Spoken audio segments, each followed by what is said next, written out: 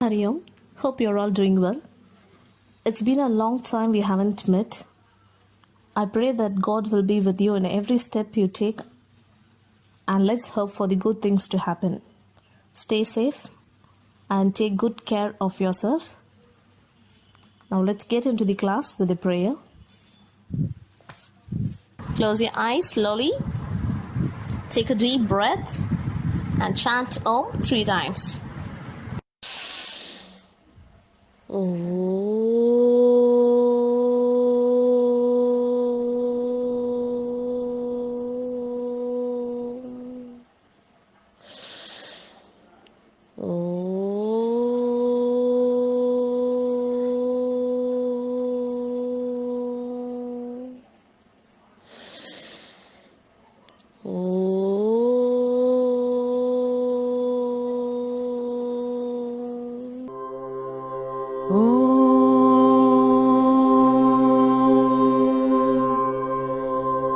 सहनाववतु सहनौ भुनक्तु सह वीर्यङ्करवावहै तेजस्विनावधीतमस्तु मा विद्विषावहै ॐ शान्ति शान्ति शान्तिः हरि ओम् श्रीगुरुभ्यो नमः हरि ओम्. This video is about Class 7, Unit 2, the Mughal Empire. In the last class, you might have learnt about Babur, the foundation of Mughal Empire, about Sher Shah, Akbar, and the conquest of women rulers, Akbar's religious policies, and their contribution to the culture. Learning objective of this video. In this video, we are going to understand the achievements of great Mughal kings and to know ourselves with the career of the Mughal kings. To understand the administration and religious policies of the rulers. Let's get into the video. It is the continuity of the first video. Now we are going to see about Jahangir. His period was from 1605 to 1627. Akbar was succeeded by the Prince Salim, his son, through a Rajput wife who was also named Nur-Uddin Muhammad Jahangir. Nur-Uddin Muhammad Jahangir. Jahangir was interested in art, painting, gardens, flowers, than in running the government. So Jahangir's wife, Mir-ud-Nisha, known as Nur Jahan, she was a powerful behind the throne. She was real power behind the throne. Comes Shah Jahan. His period was from 1627 to 1658. Prince Khurram, after a struggle for power, succeeded Jahangir as Shah Jahan.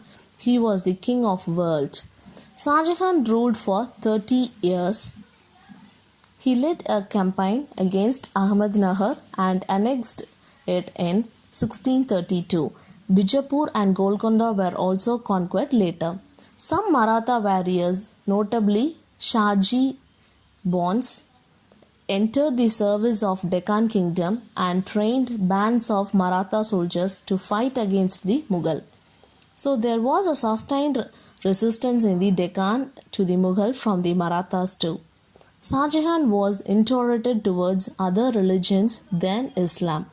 In his reign, he came to the climax of Mughal splendors, which is detailed in the part. Shah Jahan fell ill in 1657 and a war of succession broke out among his four sons. Aurangzeb emerged successful after killing his three brothers, Dara, Shuja, and Murad. Shah Jahan passed the last 8 years of his life as a prisoner in the Shah Burj of the Agra fort. Now we'll detail study about Aurangzeb. His period was from 1658 to 1707. He was the last of the Mughal emperor, started off his reign by imprisoning his old father, that is Shah Jahan. He assumed the title Alamgir, that is the conqueror of the world. He reigned for 48 years. He was no lover of art like his grandfather Jahangir and architecture like his father Shah Jahan. So he tolerated no religious excepting jizya. He reimposed the jizya tax on Hindus and excluded them from office as far as possible. Between 1658 and 1681, Aurangzeb remained in the north and suppressed the revolt of Bundals, Jats, Satnamis, and Sikhs. Aurangzeb's expansion in the northeast resulted in the war with the Homs of Kamarupa, that is, in the Assam. The kingdom came under repeated attacks of the Mughals, but it could not be subdued totally.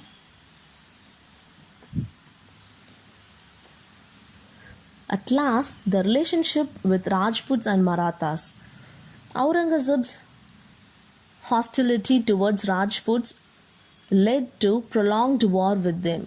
To make matters worse, his rebellious son, Prince Akbar, joined the force of Rajput and created trouble to him. Prince Akbar entered into a pact of Shivaji's son Shambhuji in the Deccan. So Aurangzeb had to march to the Deccan in 1689. In the Deccan, Aurangzeb brought Bijapur and Golconda into submission. Shivaji had craved out a kingdom, proclaiming himself the emperor of Maratha state in 1674. Aurangzeb could not stop his rise of Shivaji in the southwest, but he vanquished Shivaji's son and successor Shambhuji, who was captured and executed by him. Aurangzeb remained in the Deccan until his death in 1707 at the age of nearly 90. By the end of Aurangzeb's rule, the British had firmly established their trade centers at Madras, that is present Chennai, and Calcutta, present Kolkata, and the Bombay, present Mumbai. The French had their main trade centers in Pondicherry, that is Puducherry. Learning outcome of this lesson, we have understood the career of the Mughal emperor and we have known the achievement of 6 great Mughal emperors. We also understood the administration and religious policies of the Mughal rulers. Now it's time for us to recall the lesson. Jahangir's disinterest in state governments, leading to dominance of his wife Nur Jahan in the Mughal court, is elaborated upon. Shah Jahan's extending Mughal rule in the Deccan and the resultant conflict with Marathas were analyzed. Aurangzeb's conquest helped to expand the Mughal empire, but his policies against Rajputs and Marathas and Sikhs provoked the resistance from them, paving the way of its down. Want healthy eyes? Follow these simple, easy eye exercise.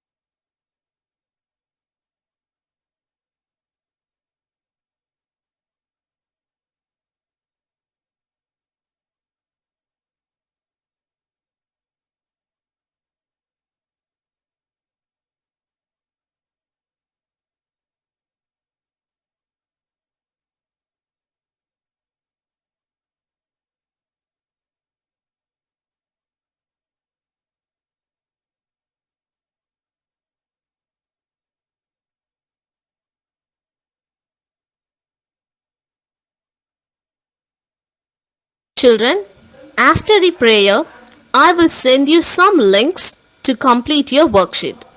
Open the link and copy down the questions and answers in your notebook and send a photocopy to me. And let's conclude the class with the prayer. Slowly close your eyes. Let's all close our eyes. Take deep breath. Chant Om 3 times.